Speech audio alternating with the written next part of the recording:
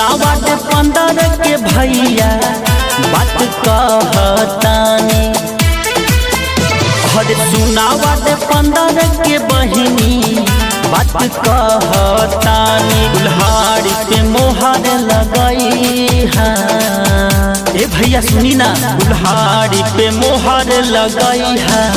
दुल्हड़िया निशानी राजीव रंजन के जीतई है।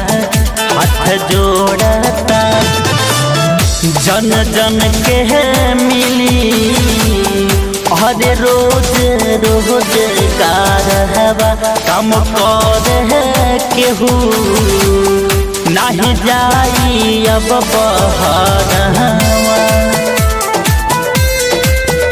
जन जन के मिली हरे रोज रोज कारहवा कम कर केहू नहीं जाई अब बहरवा। चौमुखी करी हम विकासवा सच कहतानी।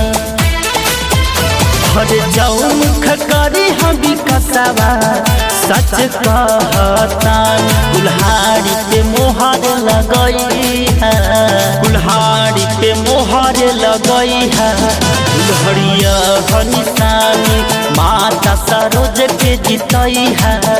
हाथ जोड़तानी माई चाची के भी मिली अधिकारवा। हर समस्या के अब यह करी है उपचारवा।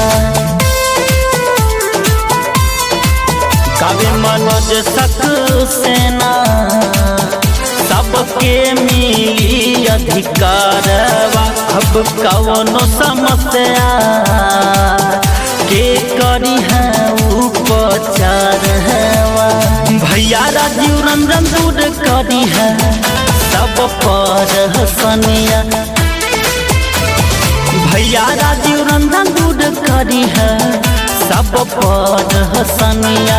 कुल्हाड़ी पे मोहर लगई है, कुल्हाड़ी पे मोहर लगई है। दुल्हड़िया निशानी राजीव रंजन के जीतई है।